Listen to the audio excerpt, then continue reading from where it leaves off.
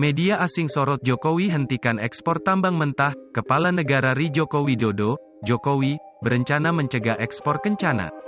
Tahap terkini ini dicoba sehabis medio tahun ini penguasa berencana buat mengakhiri ekspor barang tambang anom semacam bauksit, tembaga, sampai timah. Perihal ini dituturkan buat menaikkan angka imbuh di pada negara, menyusul keberhasilan hilirisasi dalam barang nikel.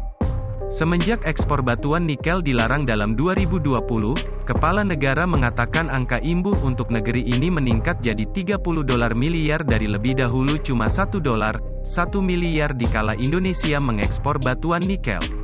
Setelah itu esok lari ke bauksit, timah, serta tembaga, setelah itu kabur ke kencana, kabur ke gas alam serta minyak, kata Jokowi pada pertemuan pabrik pelayanan finansial di Jakarta, Senin kemudian, dengan statement semacam ini, alat asing berbanyak-banyak mengulas perihal itu.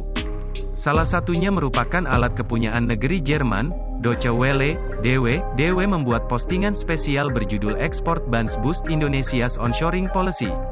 Alat itu mengatakan Indonesia menjajaki jejak Cina pada mengakhiri ekspor tambang anom.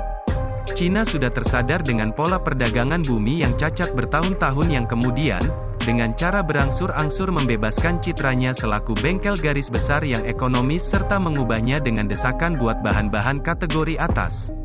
Rekannya di Asia, Indonesia, saat ini menjajaki jejak Beijing, sebab berupaya menopang perkembangan tanpa henti sepanjang 20 tahun dengan desakan manufaktur, tulisnya, diambil Jumat, 10 atau 2 atau 2023.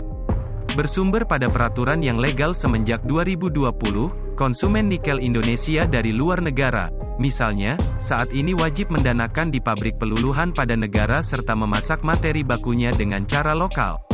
Indonesia mempunyai persediaan nikel terbanyak di bumi, serta permohonan metal ini besar sebab penggunaannya pada pembuatan baja serta baterai alat transportasi listrik, tulisnya lagi. Kepala Negara Indonesia Joko Widodo, Jokowi, saat ini berusaha mengganti nasib ekonomi negaranya dengan menghasilkan agen barang selaku pusat manufaktur. Tujuannya merupakan buat mengganti Indonesia jadi negeri pabrik yang matang dalam tahun 2045, Nikkei Asia, pula mengulas Indonesia. Pada postingan bertajuk Indonesia's Drive to Live Resource Shakes garis besar produser, alat itu mengatakan Indonesia selaku negeri dengan kelimpahan mineral berarti tetapi ada pada posisi perundingan yang kokoh atas larangan mineral yang berkarakter permanen. Pelarangan ekspor materi anom hendak melajukan pemodalan di zona ambang, menciptakan alun-alun kegiatan serta membidik dalam kenaikan ekspor produk yang lebih berharga, dari cuma menjual apa yang digali dari tanah. Ini merupakan keinginan menekan untuk negeri yang zona pertambangannya cuma beramal 6,4% dari perekonomian walaupun mempunyai basis energi yang banyak. Catat alat itu, Nikkei pula menulis nikel jadi yang terkuat di Indonesia, di mana materi ini dipakai pada baja kuat karat serta mendapatkan traksi selaku materi penting pada baterai EV berenergi. Harga nikel baru-baru ini menggapai tingkat paling tinggi pada 10 tahun, dengan persediaan metal turun sebab industri mobil besar menaikkan penciptaan EV mereka, sedangkan The Duta, pada postingan bertajuk Can Indonesia Achieve Its Electric Vehicle Ambitions, menulis pertanyaan konsep Indonesia mau jadi pusat EV garis besar.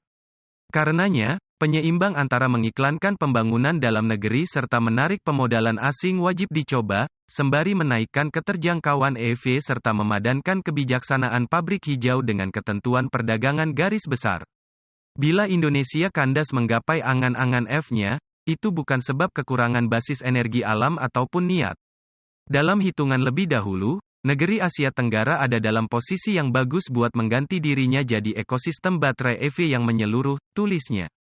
Ini membanggakan kelimpahan materi dasar yang terdiri dari baterai lithium-ion yang dipakai pada alat transportasi listrik.